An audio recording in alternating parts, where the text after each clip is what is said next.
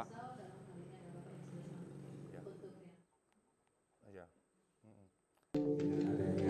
Sosialisasi pada hari ini ya bisa menambah. Sugeng siang sedanten Ibu nggih, Bapak. Yang saya hormati Pak Kabid Tanaman Pangan dan rombongan. Di sini juga ada Bu Kabid Penyuluhan. Ini bidang yang memang betul-betul selalu berhadapan bertemu dengan Bapak Ibu sekalian di lapangan, saya pikir. Yang saya hormati Pak Kades Pantik, ada yang mewakili Pak Sekdes, Bapak Ibu Kapoktan, kelompok tani di wilayah Desa Pantik yang saya banggakan, dan teman-teman, ini memang saya bawa media Pak. Jadi kalau saya ke lapangan saya selalu bawa media, karena dengan media ini Pak, khususnya Belanti sekitar ya terkenal gara-gara media. Kalau nah ini Pak, ini ibarat kata ya dodolan lah gitu Pak ya. Jualan dalam arti yang kita jual juga harus betul-betul laku dijual Pak. Nah ini sekedar informasi aja. Puji syukur kepada Tuhan Yang Maha Kuasa bahwa pada siang ini kita bisa berkumpul dalam rangka untuk melaksanakan sosialisasi kegiatan peningkatan produksi dengan metode penggunaan IP 400 yang mana nanti akan dibawakan langsung oleh Bapak Kepala Bidang Tanaman Pangan Pak Arson Pak ya. Bapak Ibu sekalian yang saya hormati, mohon maaf tadi Pak, seumur-umur baru kali ini saya ke mana ini, bukan ke desa Pantik, ke ini Balai Desa. Jadi tapi alhamdulillah saya melihat Pak, kota lahan-lahan di seberang saya kan jarang Pak yang lihat di sana. Ternyata juga bagian dari food estate Pak. Tentunya juga Bapak Ibu sekalian, mari kita semangat melaksanakan kegiatan itu.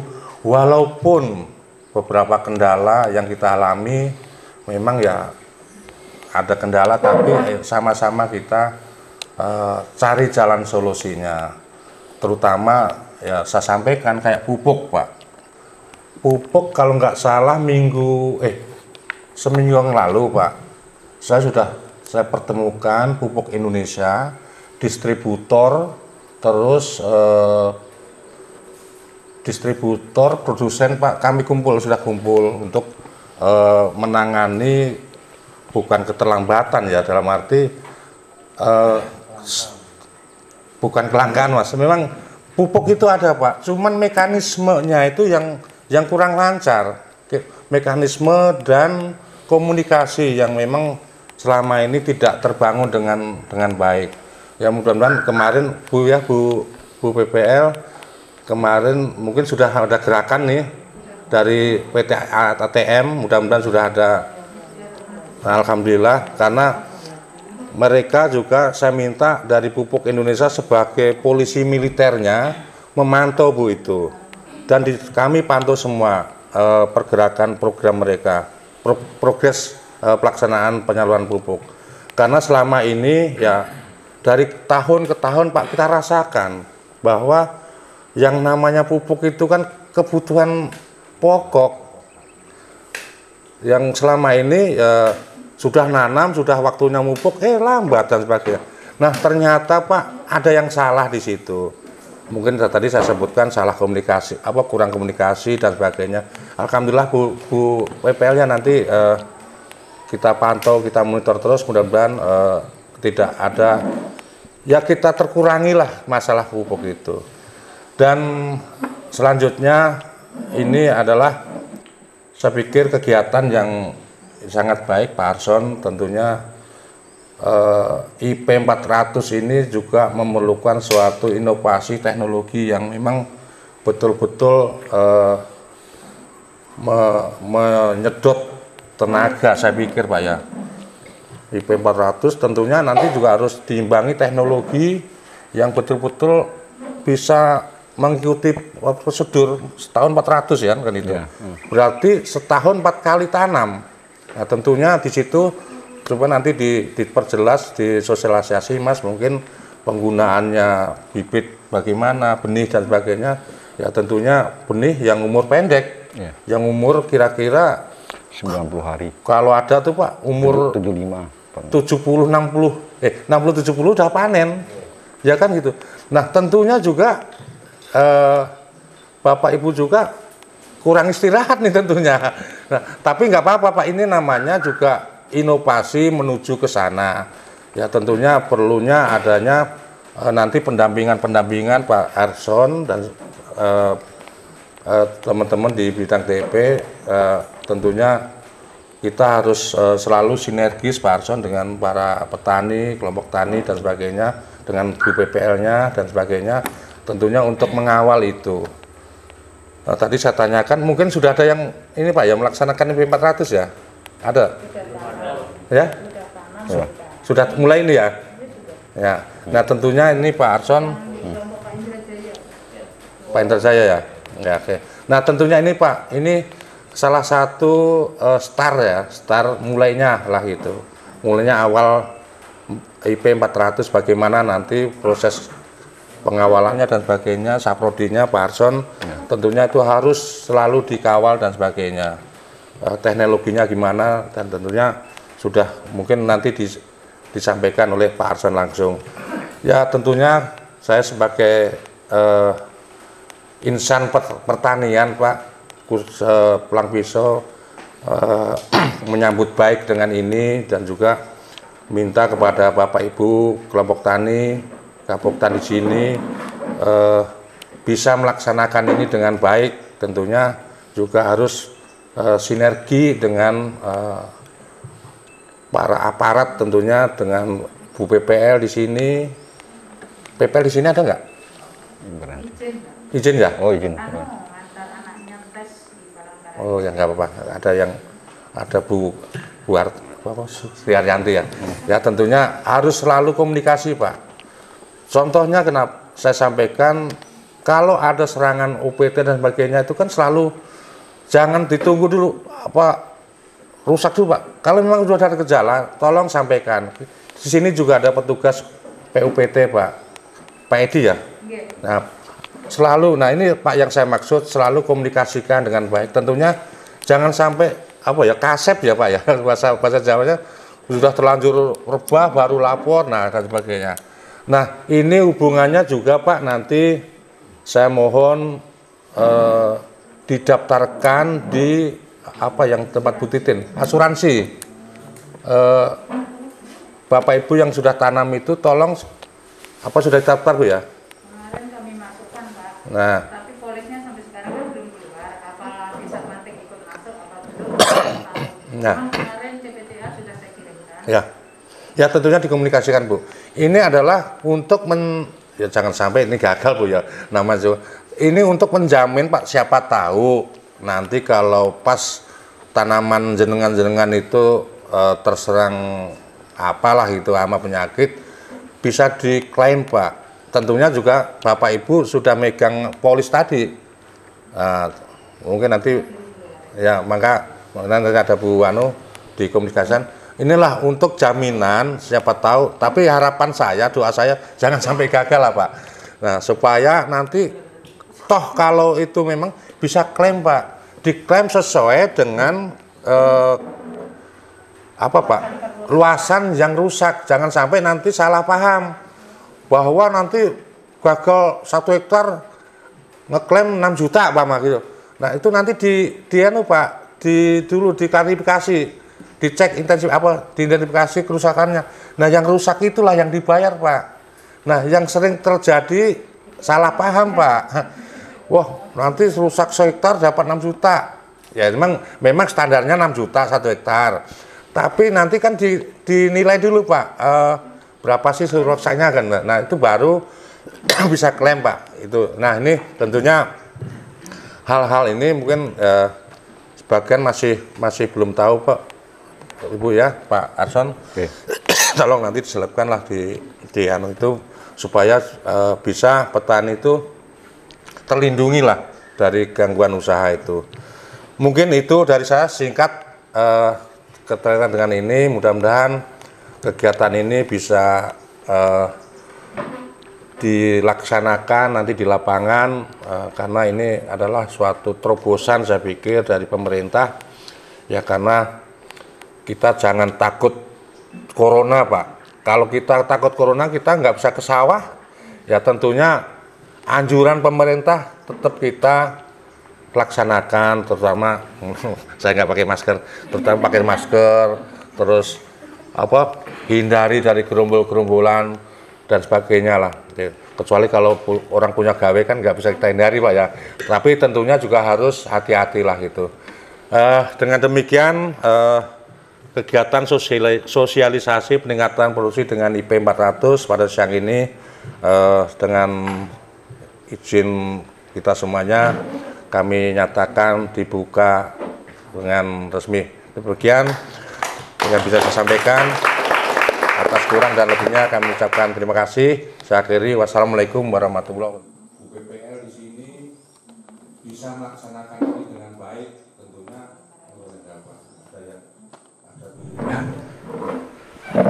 Assalamualaikum warahmatullahi wabarakatuh. Salam sejahtera dan selamat siang untuk kita semua.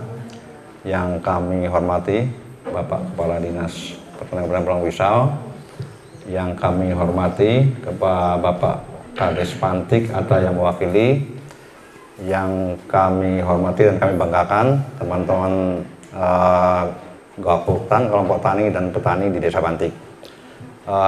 Kami ucapkan terima kasih atas kesediaan Bapak Ibu bisa hadir pada siang ini pada acara kegiatan sosialisasi peningkatan produksi dengan inovasi pertanaman 400. Perlu kami sampaikan sedikit, kegiatan ini memang adalah salah satu memang agenda dari kegiatan kami Dinas Pertanian, karena sesuai dengan bidang fungsi kami. Dan juga saya perlu sampaikan, saya kebetulan memang sehari ini sedang melaksanakan pendidikan diklat, itu adalah PKA, pelatihan kepemimpinan administrator. Nah, jadi artinya kami pada kegiatan ini diwajibkan untuk membuat yang namanya aksi perubahan. Aksi perubahan itu adalah terobosan atau inovasi. Bagaimana sesuai dengan bidang fungsi kami, apa yang bisa kami membuat aksi ataupun inovasi supaya bidang tugas kami itu memang berfungsi dengan baik. Nah, jadi hari ini kami mengambil ini adalah kegiatan inovasi pertanaman 400. Dan kebetulan juga memang kita untuk tahun ini ada memang demplot kegiatan untuk IP 400 ini yang terpilih dari Desa Pantik seluas 2 hektar. Mungkin sebagian dari Bapak Ibu di sini dari Gapoktan kelompok tani ada yang belum tahu, memang kita ada kegiatan Pak, ada kegiatan di sini. Nah, jadi hari ini kami akan menyampaikan materi, artinya materi ini baku dalam artian materi ini baku standar nasional, bagaimana itu IP 400. Nah, intinya adalah penyesuaian kegiatan ini atau pelaksanaan ini di lokasi di tempat kita. Nah, inilah nanti yang kami sampaikan. Setelah itu kita nanti lebih banyak akan diskusi, artinya kita lebih banyak kami sampaikan ini standar IP 400, Bapak Ibu nanti kita akan sharing apa kira-kira kendala yang dihadapi. Nanti juga kami akan dibantu oleh tim Pak Jasa dari Kasih Perbunian dan Penuntungan Tanaman, Pak Soemi dari Kasih Produksi, dan Pak Junedi yang Kasih Pasca Panen. Karena yang namanya IP 400 ini dia adalah pertanaman yang betul-betul memanfaatkan teknologi dan menggunakan peralatan. Kalau tanpa peralatan, tanpa teknologi, tanpa pengolahan dan pelaksanaan yang baik memang dia susah. Nah, tapi manfaat yang dihasilkan itu dia berlipat-lipat. Artinya tadinya kita yang dalam setahun hanya bisa 2 kali, ini bisa 4 kali. Dan ini sudah dibuktikan di beberapa daerah. Itu di Sumatera, di Riau, dan di Jawa. Ya, artinya salah satu terobosan pemerintah, lahan semakin berkurang. Lahan semakin berkurang, artinya fungsi lahan itu sudah kayak di daerah Jawa untuk perumahan. Habis itu fungsi-fungsi lain untuk perkebunan, ya kan, untuk pabrik. Nah, bagaimana cara untuk mengatasi itu? Artinya kalau dari segi pemerintah untuk mempertahankan, artinya kita tidak akan sampai menjadi rawan pangan. Sedangkan dari segi petani, artinya yang kemarin itu kita hanya misalnya maksimal 2 kali bisa panen, maksimal 2 kali dalam setahun bisa mendapatkan penghasilan. Kalau dengan IP 400 berarti kita ada kemungkinan 4 kali panen. Artinya kita dalam setahun mendapatkan 4 kali penghasilan. Nah, jadi ini yang sangat menariknya Bapak Ibu sekalian. Makanya kami berharap sekali memang teknologi IP 400 ini bisa diterapkan di daerah kita. Karena kita Kalimantan Tengah, khususnya Kabupaten Pulang Pisau, adalah salah satu yang mau dijadikan lumbung pangan. Apa alternatifnya selain daripada pengembangan luas lahan pertanian? Salah satu adalah ini, Pak. Artinya yang IP 100 kita tingkatkan IP 200, yang IP 200 kita tingkatkan IP 300, bahkan ini IP 400. Ya. Itu latar belakangnya, Pak. Latar belakangnya. Jadi ini saya akan mencoba, Pak, menyampaikan ini petunjuk secara umum lah. Artinya ini petunjuk secara umum, nanti akan ditambahkan oleh teman-teman dari tim Pak Jasa, Pak Semi ataupun Pak Junedi. Selanjutnya nanti kita diskusikan. Mungkin juga dari BPP juga nanti bisa menyampaikan masukan-masukan. Jadi untuk hari ini mohon maaf Pak, saya berdiri sampaikan.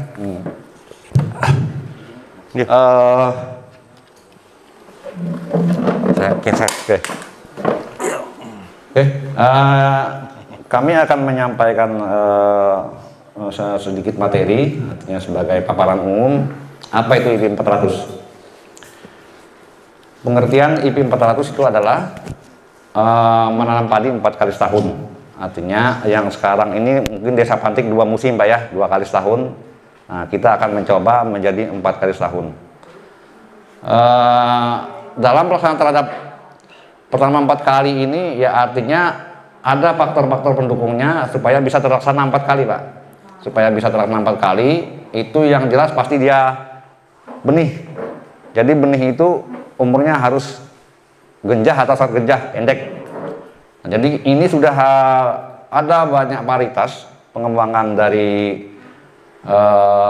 Kementerian Pertanian yang umur benihnya adalah 90 hari sampai 104 hari.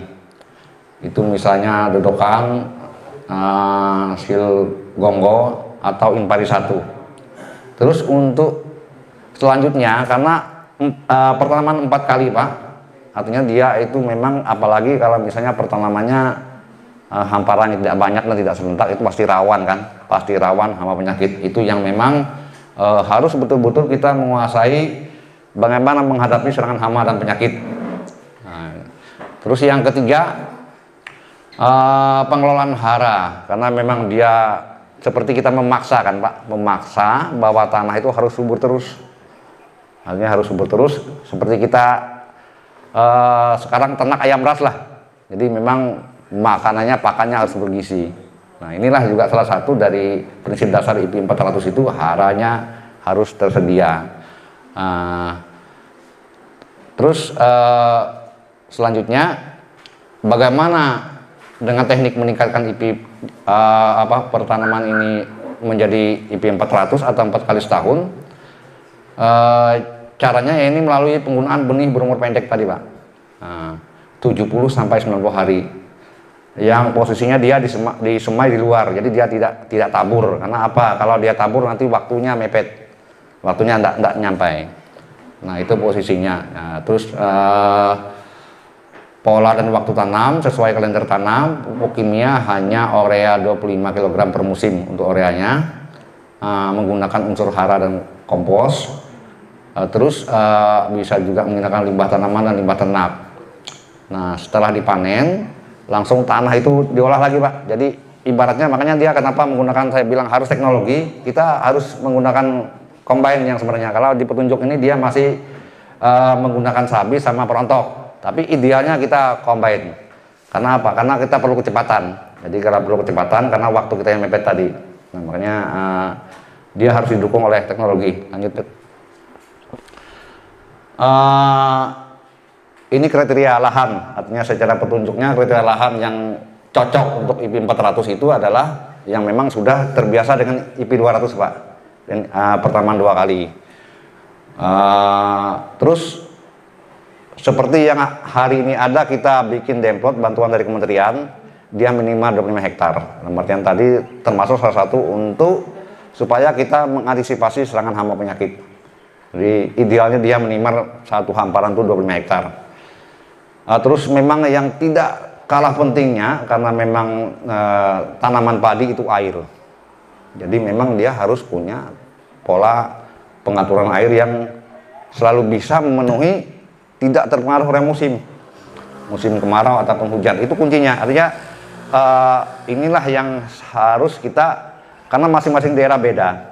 Nah, cara kita mengelola air di sini pasti beda dengan daerah lain. Bagaimana supaya kesediaan air ini setiap saat selalu tersedia. Entah dia musim hujan, musim kemarau, musim hujan terus, karena cuaca kan kita selalu berubah-ubah. Ya, artinya seperti saya bilang tadi, petak tersier yang dekat dengan saluran sekunder, air irigasi tersedia selama 11 bulan. Ya, artinya air ada terus-menerus. Terus bukan daerah endemik hama penyakit. Artinya memang kalau kita di sini kan rata-rata sudah tingkat keberhasilan kan, artinya kita betul selalu ada hama penyakit, tapi tingkat keberhasilan kita memang rata-rata bagus kan. Artinya hama dan penyakit bisa kita atasi. Habis itu selanjutnya kayak tadi Saprodi Pak, kayak masalah pupuk tadi. Ya, artinya itu juga daya dukungnya dia. Bagaimana kita mau bertanam pagi yang 4 kali setahun, kalau untuk dua kali setahun aja masalah pupuk jadi masalah Bu. Nah, artinya itu salah satunya. Artinya dukungan-dukungan itu harus betul-betul all out dia. Ya, artinya tanpa itu kita akan kesusahan untuk pertanaman IP 400. Lanjut. Seperti tadi saya sampaikan terdahulu, artinya IP 400 ini intinya dia harus dikelola dengan profesional. Dalam artian makanya kenapa sekarang kami ada demplot di sini, artinya kita bersama-sama menguji coba bagaimana IP 400 ini cara pengelolaannya supaya dia bisa berhasil. Dalam artian itu misalnya pun nanti berjalan, kendalanya di mana, kita bisa evaluasi di kemudian hari.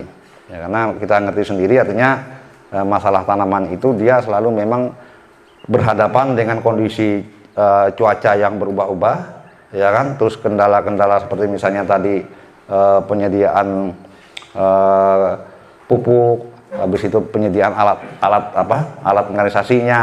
Nah, itu yang artinya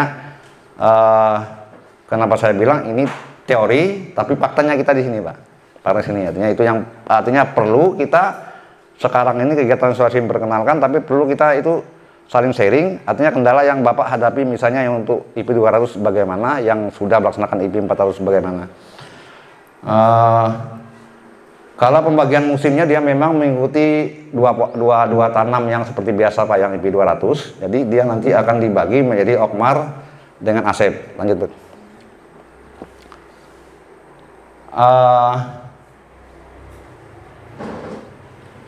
Teknologi IP padi 400. Jadi waktu yang tersedia itu kan dalam 1 tahun adalah 12 bulan. Artinya kalau dibagi dia adalah 3 bulan. Artinya 3 bulan itu posisinya sampai dia panen, tapi semai juga sudah siap. Itu 3 bulan. Artinya semainya sudah siap. Artinya 3 bulan selesai panen, udah. Bukan semainya masuk di dalam 3 bulan itu dia panen lagi.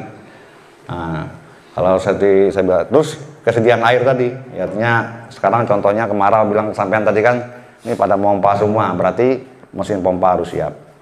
Artinya memang biaya dia lebih besar, tapi posisinya artinya kita yang bisa panen 2 kali jadi 4 kali. Jadi memang ini salah satu nanti kami pemikirannya kita harus menggandeng yang namanya perbankan. Artinya perbankan itu kalau yang IP 200 mungkin permodalannya hanya perlu dalam setahun itu 25 juta atau 30 juta, mungkin ini lebih dari itu ya. Artinya salah satu alternatif sekarang ini pemerintah sangat mendukung sekali kalau petani ini bisa mendapatkan bantuan permodalan melewati kredit KUR. Nah, artinya nanti kami akan membuka komunikasi dengan pihak bank untuk membantu bapak-bapak ibu sekalian apabila memerlukan memang dana KUR. Ini Pak, artinya secara teori pola tanam yang 4 kali setahun itu dibagi dengan MT1, MT2, MT3, MT4. Kalau sekarang kita kan MT1, MT2. Nah, kalau kita bisa melaksanakan ini, itu dia jadi sampai MT4. Jadi Oktober, Desember, Januari, Maret, April, Juni, dan Juli, September. Artinya ini secara teorinya. Kalau secara prakteknya kita akan sesuaikan di daerah kita. Lanjut. Ini yang sudah dilaksanakan di beberapa tempat. Artinya varietas yang ditanam itu dia memang kita kan harus selalu untuk menghindari rentan terhadap serangan hama penyakit. Untuk yang pada MT2 dan MT4 harus yang berumur sangat rendah, artinya yang pendek Pak. Yang pendek umurnya itu maksimal 104 hari. Terus untuk yang dia MT1 dan MT2 nya kita menggunakan varietas yang genjah, yang pendek, artinya umurnya 105 hari sampai 124 hari. Nah, ini memang varietasnya sudah banyak Pak, artinya tergantung nanti kita mana yang sesuai dengan kondisi tempat kita. Lanjut. Nah, ini kelompok tadi Pak, kelompok varietas yang sudah mulai tersedia di pasaran. Ada beberapa varietas. Lanjut. Ini ada beberapa persemaian Pak, artinya yang sudah dilaksanakan.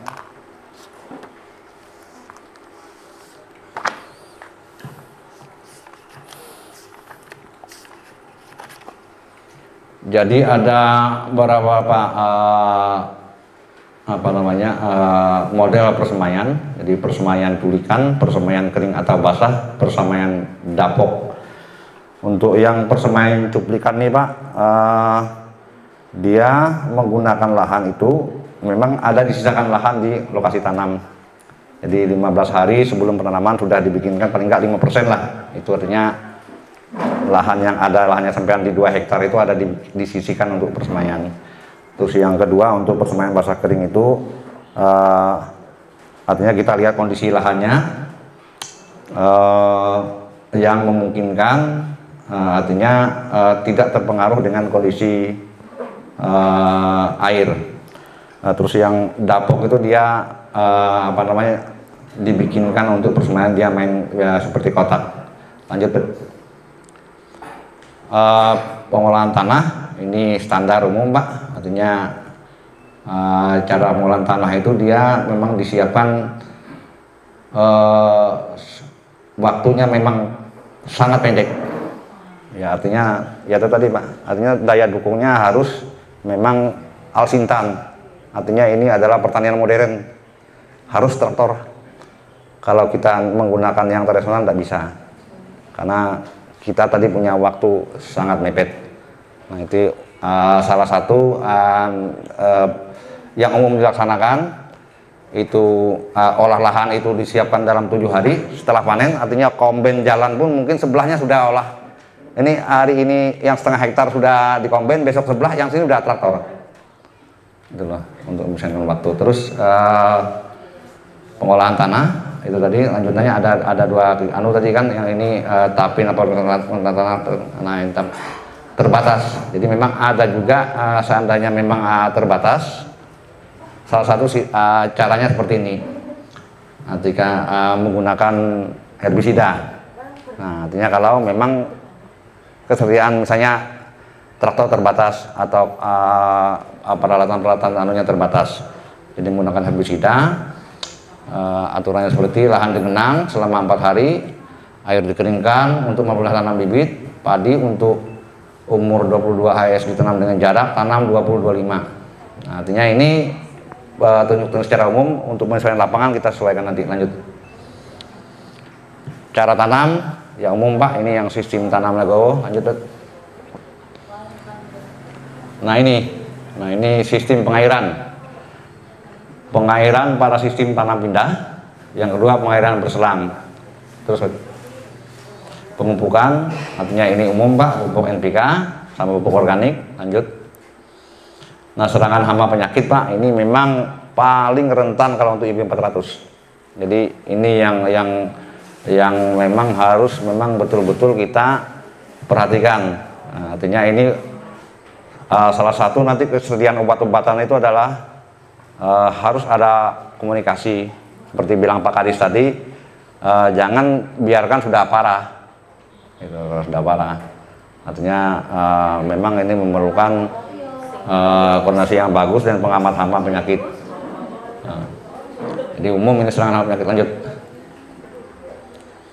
Nah ini kalau yang di petunjuk teknis untuk IPM 400 ini masih menggunakan manual Pak. Artinya tidak tradisional tapi manual, dia menggunakan sabit perontok. Karena apa? Sekarang hari ini kan yang namanya alat combine itu memang sebenarnya kemampuan per hektarnya tinggi. Cuma jadi masalah kita di daerah, terutama daerah kita sini, panen itu bersamaan. Nah itu yang selalu kita ribut, cari combine kemana-mana kan masalahnya ini. Kalau mungkin iya, kalau di Jawa atau daerah lain mungkin panen itu dia memang sudah pengaturannya dia bisa bertahap, sudah bisa diatur ini. Tapi kalau daerah kita memang itu posisinya karena tadi, jadi bukan alat combine-nya nggak apa namanya nggak banyak juga sebenarnya. Cuma posisinya karena bersama-sama memakai, jadinya kasusnya ya tadi, artinya kurang. Nah ini ya salah satu alternatifnya memang bisa seperti ini alternatifnya. Terus di dalam pasca panen Pak, dalam pasca panen sekalian di sini, artinya kita Kabupaten Pulang Pisau itu memang dia terkenal sebagai penghasil padi, penghasil beras. Tapi satu yang memang belum kita terkenal Pak, penghasil beras berkualitas atau bermutu tinggi. Sebenarnya itu bisa, artinya itu bisa.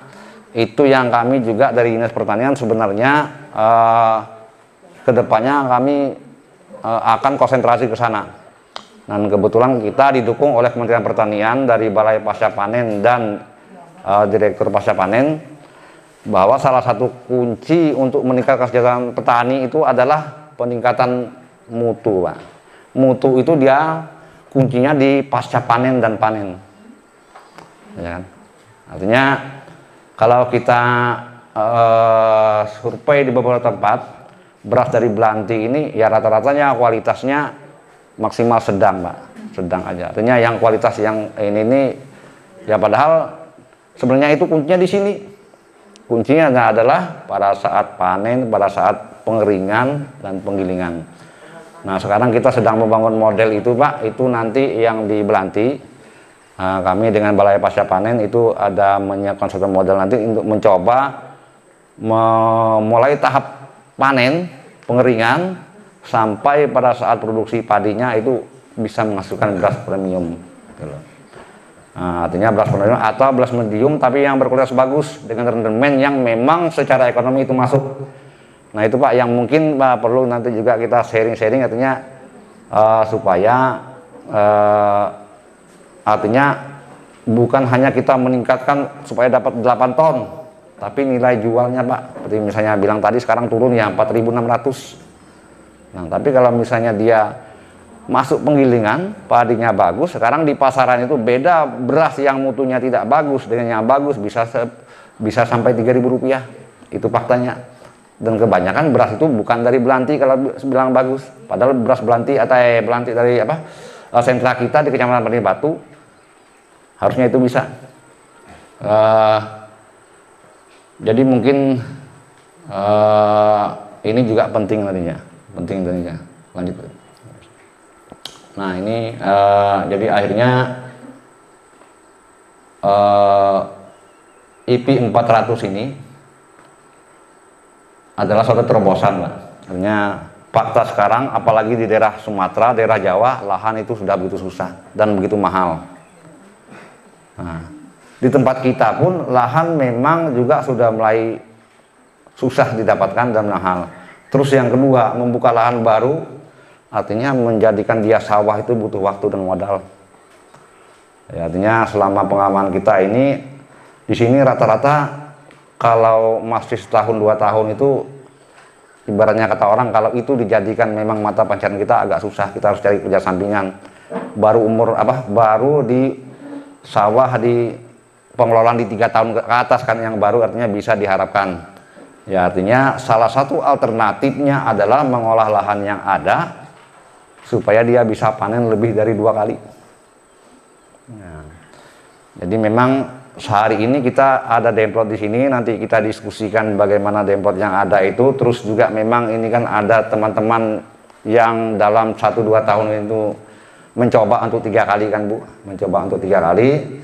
Nah, artinya juga memang banyak kendala, makanya sambil kita diskusikan di sini karena kami nanti rencananya tetap akan sembari jalan ini melaksanakan demplot, mengajak bapak-bapak ibu-ibu sekalian nantinya supaya bagaimana supaya bisa IP 400 ini. Artinya secara teknologinya kami usahakan bantu, secara peralatannya contoh sekarang yang demplot ini kita sudah usahakan untuk dryer ultraviolet. Jadi untuk mereka nanti habis panen supaya mutu pengeringan itu terjaga karena itu salah satu kunci. Nah, itu dengan menggunakan dryer ultraviolet artinya dia pemelihar Pak, lantai jemur yang Bapak biasa tapi dia punya atap terpal yang bisa ngatur suhu. Ini memang ada satu dibangun sudah di Gedabung yang tahun ini kita arahkan ke Pantik yang untuk demplot ini supaya itu juga salah satu untuk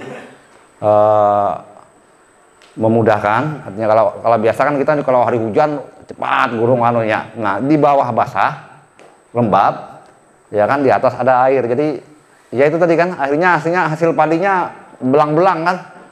Nah, jadi makanya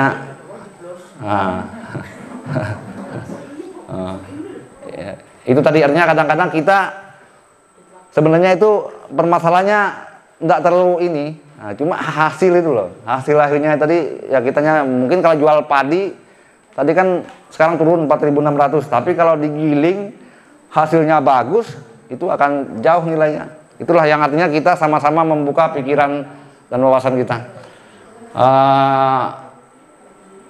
Akhir kata dari saya tadi intinya mengapa kami dari Dinas Pertanian dan Kementerian itu sangat antusias dengan inovasi pertanaman 400 ini karena memang terbukti di daerah-daerah yang sudah maju IP 400 bisa berhasil. Secara nasional itu sangat bermanfaat untuk menjaga stabilitas pangan nasional. Secara pribadi petani itu meningkatkan penghasilan. Mungkin itu paparan dari saya Pak. Nanti kami minta bantu nanti siapa yang duluan, Pak Jasa, Pak Femi sama Pak Junet. Artinya untuk mempertajam paparan kami tadi. Karena kebetulan teman-teman kita ini membidangi bidangnya masing-masing. Mungkin saya persilakan aja nanti siapa yang dulu Pak. Pak Semi mau sampaikan dulu. Nah, demikian nanti akan dilanjutkan Pak Semi. Silahkan Pak Semi. Terutama di daerah perkotaan. Nggak usah jauh kita Pak. Skop kita untuk Kabupaten Pulang Pisau aja. Kecamatan Kayan Hilir itu semakin tahun semakin menurun Pak jumlah luasan. Karena apa? Pemukiman, alih fungsi lahan atau hal-hal lain itu Pak. Terutama apalagi yang namanya apa ya namanya perubahan mata pencarian Pak, migrasi sektoral. Artinya banyak petani-petani kita ini yang berubah pekerjaan, sudah yang semula bertani bisa bekerja di perkebunan, di sawit ya, perkebunan sawit atau hal lainnya Bu. Atau di perusahaan-perusahaan, termasuk juga di bangunan-bangunan seperti itu Pak. Nah, jadi dengan cara IP 400 inilah bisa membantu mempertahankan atau bahkan bisa meningkatkan jumlah padi yang kita hasilkan. Nah, cuma tentu saja tadi Pak, 400 padi-padi itu akan berdampak Pertama mungkin Bapak pasti tenaga full. Pasti tenaga full, Pak. Jadi kalau sudah tenaga yang diperlukan ini artinya kita mencoba melalui alat-alat tadi, Pak. Kalau cuma mengandalkan tenaga kita rasanya tidak mungkin. Nah, jadi kita membantu dengan alat-alat. Makanya kita mencoba pertama ini adalah hanya 25 hektar. Lebih mudah-mudahan nanti ke depan kita bisa menambah luasan itu, Pak. Kalau sampai menambah ratusan, kemungkinan kita bisa nanti jadi perhatian juga nih, Pak. Sebab kita ini satu-satunya yang ada di Kalimantan Tengah cuma di Pulang Pisau, dan Pulang Pisau ini satunya ada di Pantik nih, Pak. Kita ngambil 25 hektar dulu. Nah, jadi artinya kalau bisa sampai ratusan nanti, kemungkinan ya kita bisa dibantu melalui salah satunya adalah dari pengering, Pak. Sebab tadi tidak ada waktu, tidak ada jeda sama sekali, Pak. Semua bersambung. Nah, jadi mungkin bisa dibantu dari alat-alatnya, alat tanam, alat panen, termasuk alat tanahnya. Kemudian untuk yang kunci keberhasilan kita salah satunya adalah benih, Pak. Jadi benih tadi adalah benar-benar benih yang pendek, sangat pendek, Pak. Umur itu kalau perlu tuh andaikan ada 60 hari itu, Pak, kita menggunakan itu. Jadi kita IP400 kita sudah IP200 posisi sekarang. 100 pertama itu adalah saat tanam Oktober ya Bapak kemarin yang tanam pot estate kemarin. Nah, itu tanam, jadi panennya sekitar bulan 2 bulan 3 lah kemarin. Nah, kita olah lagi langsung dilanjutkan ke IP200 posisi sekarang ini, Pak. Sebenarnya kemarin itu, tapi nggak apa-apa lah, tapi biar ini, umur posisi sekarang, ini kita sudah menggunakan Cakrabuana kemarin. Cakrabuana itu sekitar 90-an hari, Pak. Nah, kalau 90 hari, dia akan, tapi kita kemarin 90 hari itu ada sebagian dari kelompok 25 hektar itu, ada yang menggunakan tapin, tanah pindah, ada yang atabela, ada yang tabela, Pak. Tapi kita lihat nanti mana yang lebih cocoknya nanti itu. Kemudian benih yang sebenarnya ada beberapa strategi untuk kita mencapai itu. Strategi pertama mungkin adalah menggunakan padi semuanya umur pendek. Yang kedua, panjang, walaupun biasa, maksud saya bukan panjang sih, yang biasa standar imbrida kita, misalnya Impari 32, 42 yang biasa kita laksanakan di sini. Nah, IP 300 nanti, ini setelah kita coba nanti menggunakan sistem salibu, Pak. Salibu itu kalau di sini apa singgang, Pak. Nah, artinya Bapak tanaman yang ada ini, tanaman yang ada setelah panen kita potong mungkin sejengkal itu, bukan ya, segini ya, dari permukaan kita pupuk lagi, Pak. Nah, itu akan lebih pendek lagi umurnya. Artinya 300 nanti mungkin kalau kita panen nanti di bulan Agustus, di bulan 10 itu kita sudah panen lagi, Pak. 300 sudah. Nah, sisanya kita baru isi IP 400-nya. Itu alternatif kedua. Tapi dengan syarat kita panen menggunakan sabit. Tapi bapak-bapak di sini, ibu semua gimana? Pakai combine semua ya, Pak? Nah, artinya kan kita tidak mungkin menggunakan itu. Memang bisa, cuma terlalu jauh, Pak. Sebab akan dilindas oleh ban dari combine itu tersebut. Nah, jadi kemungkinan kalau mau mencoba yang 25 tadi, kita coba beberapa hektar nanti yang menggunakan sabit. Kita coba pupuk yang ada, jadilah dia salibu 300 posisi itu, Pak. Nah, itu dari segi benih ya. Kemudian dari segi, saya sambil mencek lah ya, pengolahan lahan. Nah, pengolahan lahan tadi kita menggunakan hanya cangkul, aduh nggak mampu, Pak. Traktor, hand traktor. Nah, jadi itu prinsipnya kita pikirkan nanti, Pak. Bukan dipikirkan, pasti ini sudah ada.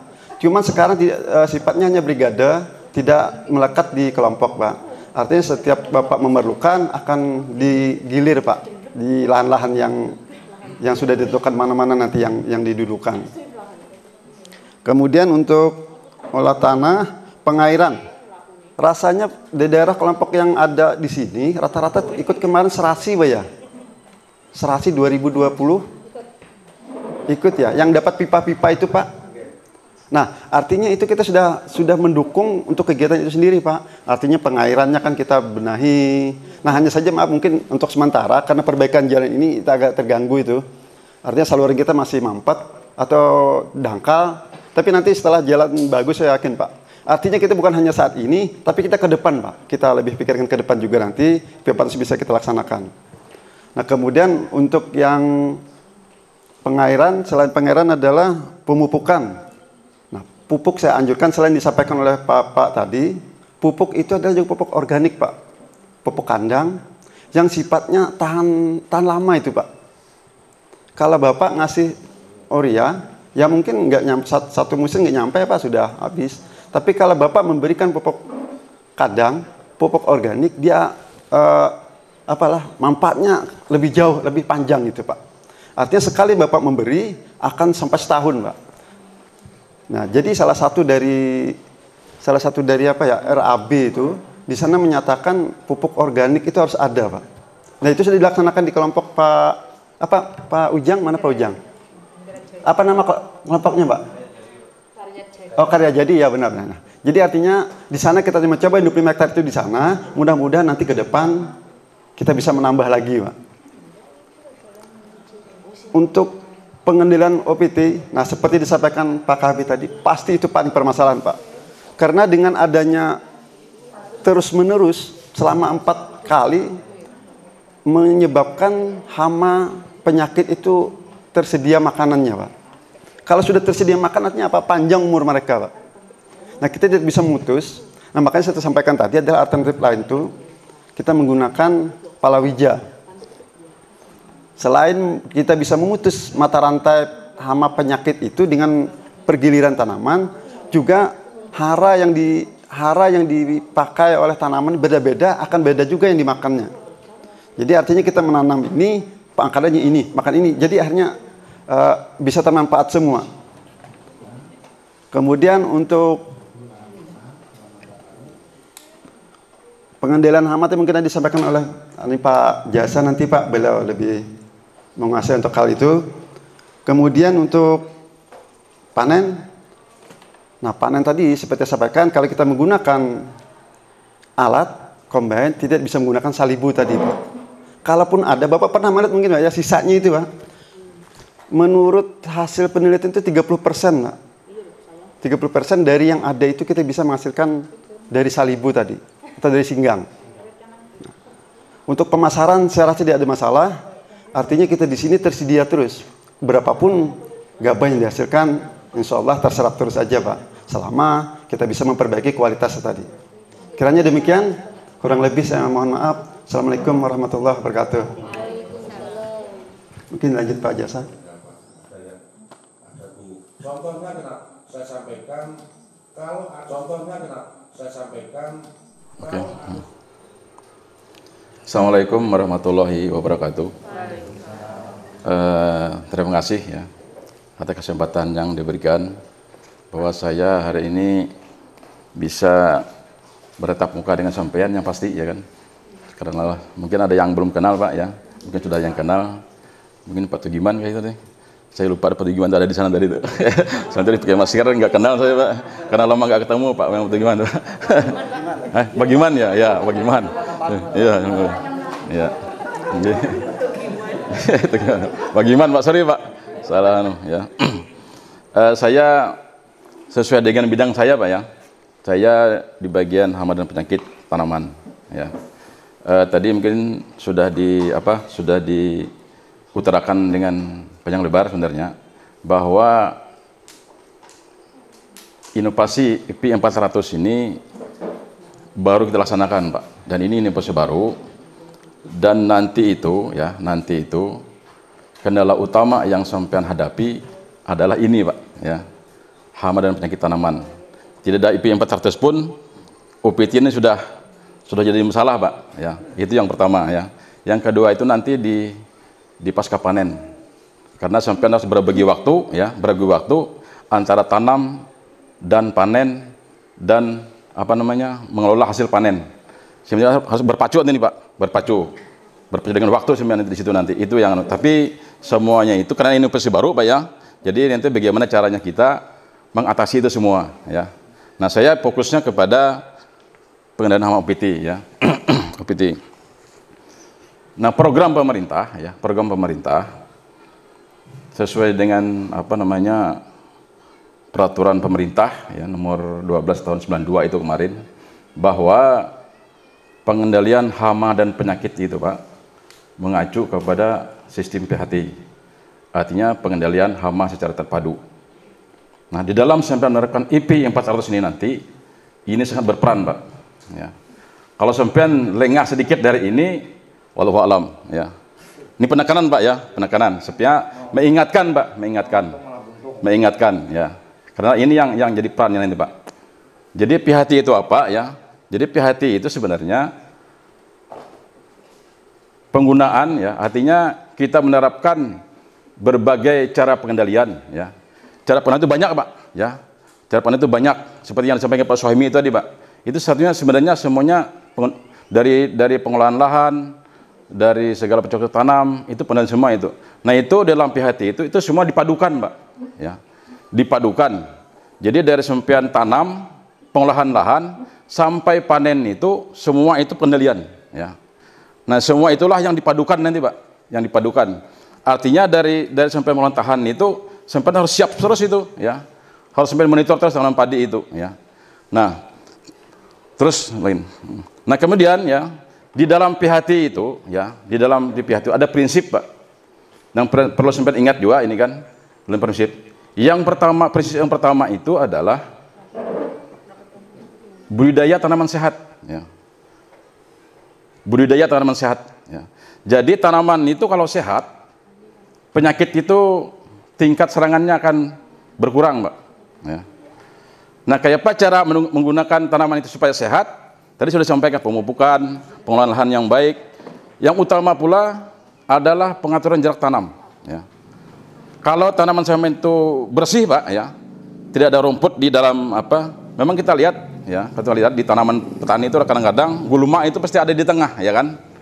Nah, itu salah satu sarang penyakit, ya. Sarang hama dan penyakit ini yang tidak termonitor, ya. Ini yang tidak termonitor dan ini merupakan pekerjaan yang paling mudah, paling sulit, Pak, ya. Matun itu, ya, tahu lah matun, Pak. Kalau sebenarnya nggak tahu matun itu jangan orang Jawa, ya kan? Jangan orang Jawa kalau nggak tahu matun. Matun itu pekerjaannya paling susah, Pak, ya. Karena saya pernah alami itu masalahnya, ya. Kita ini orang pertanian, Pak, tapi jiwa kita bukan petani. Ya, di matun itu yang kita kewalahan, ya. Kadang-kadang apalagi ada namanya tanam jajagoan, tahu jajagoan, tahu lah. Tanam jajagoan itu salah satu gulma yang paling susah dikendalikan. Dengan herbisida apapun, ya kan? Paling susah, Pak, kalau nggak dicabut itu. Ya kan? Nah itu yang artinya kalau sampai mana itu salah satu apa namanya sarang daripada hama, ya, sarang. Nah, itu yang harus sampai perhatikan juga. Budidaya tanaman sehat. Nah, prinsipnya bagaimana tanaman sampean itu supaya sehat, ya. Tanaman itu supaya sehat, ya. Pemupukan, pengolahan lahan yang baik, jarak tanam, ya kan? Nah, itu yang mungkin sampean tahu itu, Pak, supaya sehat itu bagaimana, ya kan? Nggak perlu saya terlalu nanti terlalu panjang biasanya kan.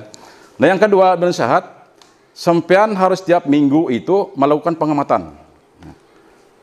Melakukan pengamatan, Pak. Itu prinsip PHT, ya. Prinsip dalam PHT ini prinsipnya dulu, ya kan? Belum sampai ke dalamnya lagi itu. Sampean dalam kalau OPT itu sampean nggak ada janji dengan hama penyakit, Pak. Nggak punya janji, ya kan? Nah, nanti minggu depan aja kita sampean menyerang tanaman saya, nggak ada itu, ya, nggak ada itu. Nah, untuk mengantisipasi itu, tiap minggu sampean itu harus melakukan pengamatan di lapangan, ya. Pengamatan di lapangan. Nanti teknisnya untuk mengamati apa itu ada nanti, ya. Nanti secara dalam sudah namanya itu. Yang ketiga, ya, prinsip PHT itu, ya, itu di ekosistem padi sawah, ya, selain serangga hama, juga ada namanya musuh alami, ya. Ada juga musuh alami seperti jenis kumbang-kumbangan, Pak. Tikus itu bukan musuh alami itu, ya kan? Itu musuh cewek itu, Pak. Di sawah itu kadang-kadang saya melihat ada sejenis kumbang yang merah-merah itu, Pak, ya kan? Kalau semuanya pernah ke sawah pasti sering melihat itu, ya kan? Nah, itu adalah musuh alami, ya. Artinya musuh alami itu misalnya ada wereng coklat, itu dia makan Pak wereng, Pak. Kumbang karabit itu ada yang merah itu, ya. Kumbang karabit itu satu hari itu dia bisa memangsa 5 ekor mangsa, termasuk wereng coklat. 1 ekor, ya kan? Kalau dia ada 10 ekor musuh alami itu, berarti dia makan satu hari apa namanya wereng coklat itu sudah 50 ekor. Itu mengurangi daripada mengurangi serangan hama. Kemudian laba-laba, ya. Laba-laba juga musuh alami. Kadang-kadang petani bisa dibuang di anunya, Pak, diambilnya itu. Padahal itu musuh alami. Musuh alami itu padahal. Nah, musuh alami itu bisa mati, Pak, ya. Karena sampean terlalu banyak menggunakan pestisida. Kalau sampean sering terlalu banyak menggunakan pestisida, musuh alami itu mati, ya. Karena musuh alami termasuk serangga yang rentan terhadap pestisida. Pestisida apapun, ya. Kalau hama masih ada selektif, Pak, bisa ada yang nggak mempan. Apalagi kalau itu terus kan, ulat gerayak namanya. Ada yang nggak mempan mungkin, ya kan, tapi kalau ulat gerayaknya tidak mati, musuh alami yang mati. Ini yang berbahaya. Bisa terjadi lonjakan serangan hama itu seperti itu, Pak, ya, seperti itu. Nah, itu yang ketiga, ya kan, artinya kita melestarikan musuh alami dengan mengurangi penggunaan racun. Seperti Pak Anu tadi menggunakan bahwa penggunaan pupuk organik itu bagus, ya, bagus, sekarang itu dianjurkan. Nah, yang keempat itu sebenarnya terakhir itu prinsip PHT itu, tujuan PHT itu ya bilangnya di situ bahwa petani itu sebagai ahli PHT. Ini diharapkan petani itu nanti orang-orang yang mengerti itu, gitulah. Jadi dia tahu apa persoalan di lapangannya itu. Jadi ahli PHT istilahnya kan, jadi ahli PHT. Nah, itu yang 4 prinsip PHT dalam sampean melakukan pengendalian, ya, pengendalian hama penyakit. Dan itu harus dianukan itu, ya. Nah, kemudian ada beberapa teknik ini sudah teknik pengendalian. Di dalam pengendalian itu juga ada teknik-tekniknya, ya, Pak, ya. Yang pertama itu, nah ini ya, bercocok tanam, ya. Tadi ada bercocok tanam, itu kita melakukan ya dari tanam sampai panen. Kemudian pengaturan pola tanam. Pola tanam itu sekarang kita sudah teranu, Pak, ya. Karena pola tanam kita IP 400, ya kan? IP 400. Jadi semua tanaman itu selalu ada. Betul bilang Pak Suhaimi tadi bahwa hama penyakit itu, apalagi tikus, Pak, ya. Tikus itu populasinya bisa meningkat apabila ketersediaan makan itu selalu terus-menerus. Artinya peningkatan hama tikus itu terjadi apabila makanannya selalu tersedia. Nah, makanya ada dalam pola tanam itu ada kita untuk memutuskan daur hidup atau siklus hidup OPT itu kita lakukan pergiliran sebenarnya, ya kan. Nah, ini tadi saya katakan bahwa dalam IP 400 itu tantangannya berat, ya.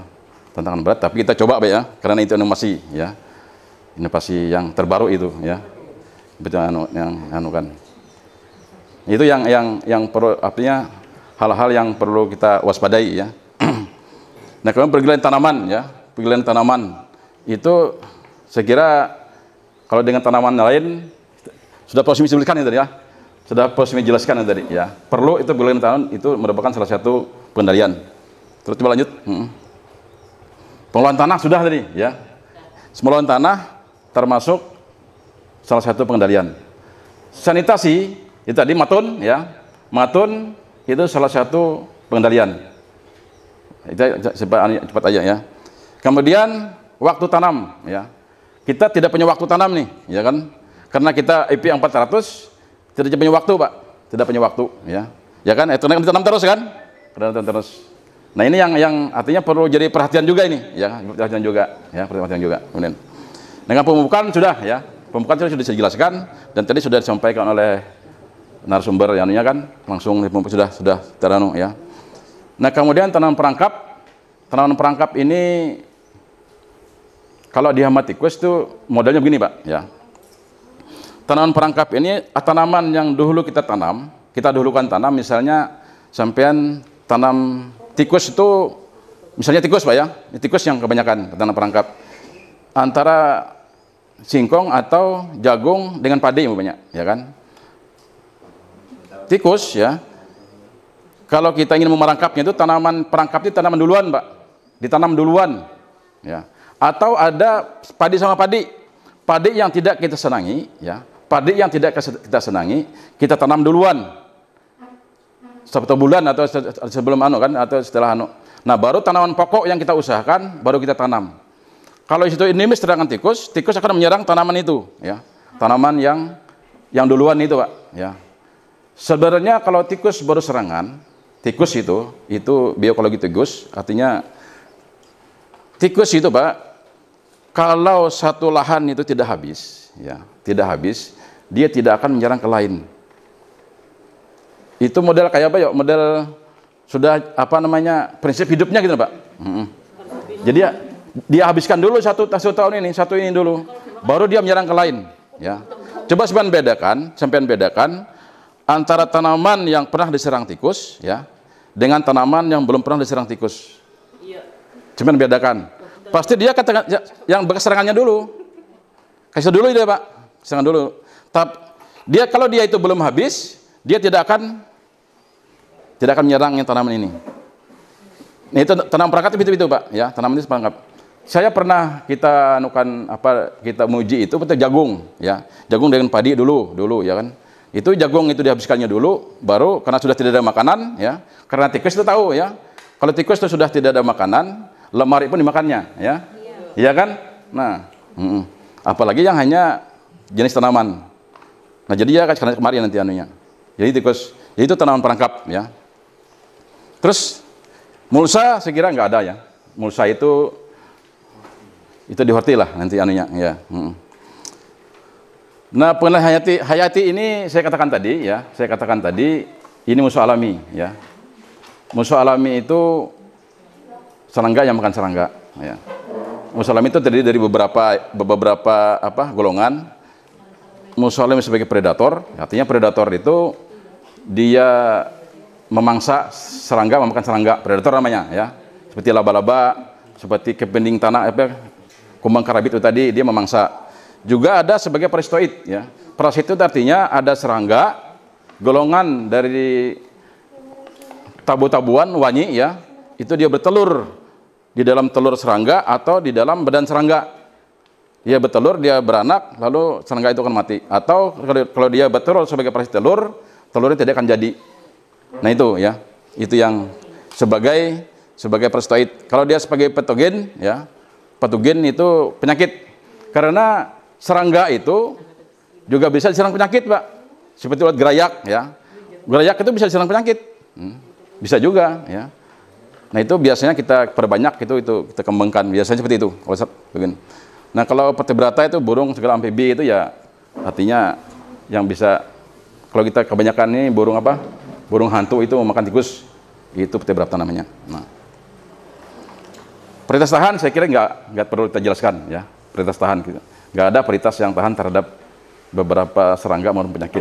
Contoh, ya, prioritas yang tahan waring coklat paling-paling itu hanya beberapa musim tanam, beberapa dia nanti dia bisa beradaptasi dan akan rentan juga.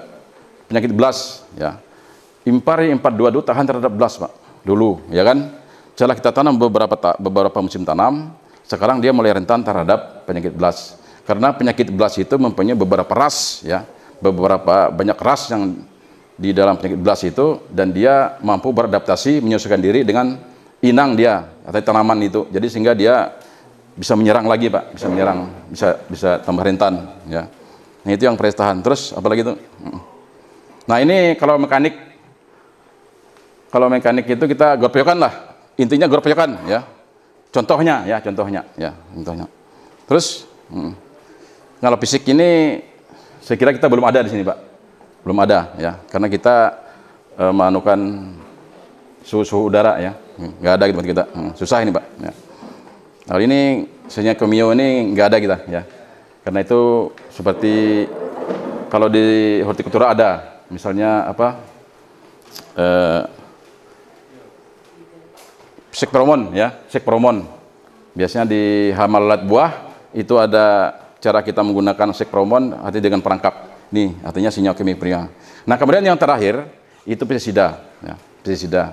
Jadi dalam PHT, pengendalian hama terpadu, bahwa penggunaan racun pestisida itu merupakan alternatif yang terakhir, ya.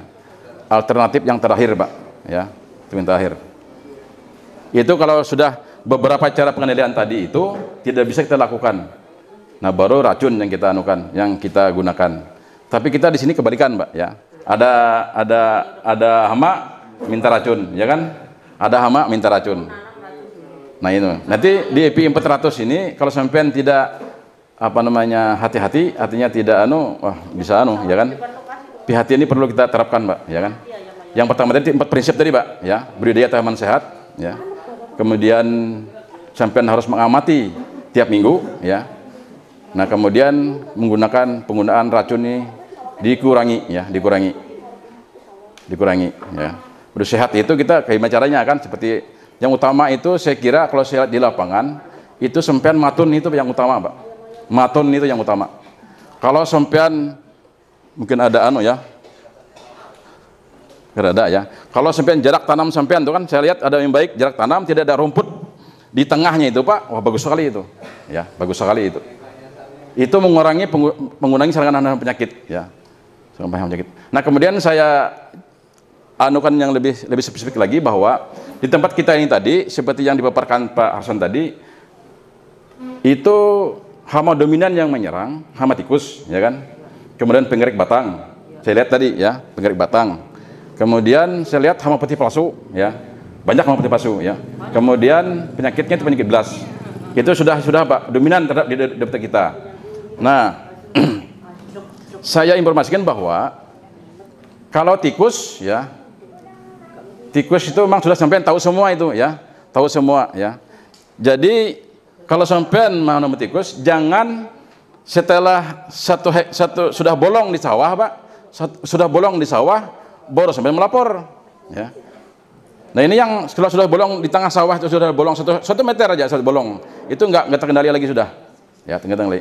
Prinsipnya hama tikus itu dilakukan pengendalian secara terus menerus. Itu prinsip hama tikus. Artinya dari sampean tanam sampai panen, mulai tanam panen lagi itu terus ya, Pak, ya, terus jangan putus, terutama itu untuk pengumpanan, ya, pengumpanan. Jangan diputus itu, ya, jangan diputus, gitu. Nah, itu prinsip hama tikus. Kalau sampai ada putus, nah itu tempat kita sekarang itu yang jadi kendala, ya, itu yang jadi kendala. Jadi prinsipnya serangan hama tikus itu dilakukan secara terus menerus, ya, itu, ya, prinsip, ya, prinsip. Nah, kemudian hama penggerik batang, ya, hama penggerik batang itu sumbernya, ya, sumbernya adalah kalau sampean sering ke sawah. Maka tadi ada pengamatan mingguan, ya kan, setiap minggu. Kalau sampai ke sawah itu ada kupu-kupu putih, ya. Kalau sampean lihat kupu-kupu putih di sawah itu sudah lakukan penyemprotan, ya. Itu adalah serangga dewasa, hama penggerik batang, dan hama putih palsu. Nah, yang lebih hebatnya lagi kalau sampean bisa membedakan antara kupu-kupu penggerik batang dengan kupu-kupu hama putih palsu. Siapa yang bisa, Pak, membedakan itu, Pak? Yembuh, ya. Saya kira itu perlu apa namanya? Ya, perlu kita itu, ya. Tapi prinsipnya gini, bahwa pada setiap sampai ke sawah itu di umur 2 minggu ke atas, ya, atau hampir 2 minggu ke atas, itu kupu-kupu putih pasti sudah ada itu, ya. Sudah mulai berterbangan, Pak, ya, mulai berterbangan. Itu sumber daripada penggerik batang dan hama putih palsu. Sumbernya. Karena itu mereka itu siap-siap bertelur sudah itu. Kupu-kupu itu bertelur, nanti dia jadi ulat. Kalau penggerik batang dia masuk ke dalam batang. Kalau penggerik batang, lalu ada mati pucuk bilang orang itu. Tapi kalau dia hama putih palsu, dia akan melipat daun. Nah, itu ciri, Pak, ya kan? Jadi sumber utamanya supaya diingat, ya, itu adalah kupu-kupu yang berwarna putih. Nah, itu, ya. Nah, kemudian penyakit belas. Penyakit belas ini kalau golongan penyakit kita memang agak sulit untuk pengendaliannya karena kuncinya terletak pada iklim, ya. Perkembangan penyakit itu tergantung dengan iklim, ya. Memang kalau dalam teorinya ada segitiga penyakit itu, ya. Kalau ini ada 3, Pak. Ada patogen itu artinya penyakitnya. Di situ ada tanamannya, dan yang ketiga adalah iklimnya. Nah, yang tidak bisa kendalikan adalah iklim, ya. Iklimnya ini yang tidak bisa kendalikan. Nah, IP 400 itu kan selalu tersiap itu, ya kan? Iklim kita kan berbeda-beda, ya. Karena kelembapannya tinggi, nah siap-siap, ya, siap-siap. Pada prinsipnya bahwa pada saat musim tanam di MT Okmar banyak curah hujan, itu penyakit belas akan lebih rentan. Artinya bukan lebih rentan, lebih banyak menyerang karena dia berkembang lebih pesat ya di musim penghujan karena kelembapan tinggi. Antisipasinya sampai dari awal sudah melakukan pengendalian ya. Dari awal karena penyakit BLAS itu yang paling parah itu menyerang pada stadia dia sudah dia keluar malai ya. Keluar malai. Artinya dia menyerang pada leher malai ya, pada leher malai. Padahal serangan penyakit BLAS itu bisa pada daun, bisa pada batang, bisa pada leher malai, bisa juga pada benih di ujung benihnya itu, Pak. Nah itu. Tapi yang lebih berbahaya itu dia menyerang pada saat sampai sudah keluar malai. Nah jadi pengendaliannya itu nanti sampean lakukan dari dia anakan terakhir, anakan setelah dia hampir beranak, Pak, hampir beranak kan, itu sampean lakukan penyemprotan. Pada saat dia bunting, ya, pada saat dia bunting, kemudian pada saat dia mau keluar malai, itu dilakukan penyemprotan dengan racun untuk penyakit BLAS. Karena kalau penyakit datang, ya, dia terkendala dengan racun itu tadi, Pak, dengan racun itu tadi. Jadi itu anunya, solusinya, Pak, ya solusinya. Dan itu harus supaya anukan itu, ya, supaya perhatikan itu. Dan itu pasti terjadi nanti itu, ya kan? Itu jadi itu. Nah, jadi itu yang intinya, Pak, ya, sesuai dengan yang tadi, ya. Nanti kalau ada diskusi kita diskusikan, ya. Karena kita pun nggak punya tag juga anunya kan, jadi mungkin itu karena waktu juga ya, karena masih ada Pak Junet lagi yang memberikan materi, ya. Saya kira dari saya cukup sekian, lebih kurang saya minta maaf, ya. Artinya ada kata-kata yang tidak berkenan, saya mohon maaf, ya. Wassalamualaikum warahmatullahi wabarakatuh.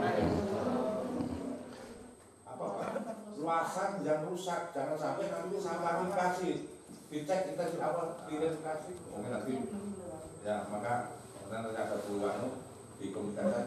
Inilah untuk jangkauan saya sampaikan kalau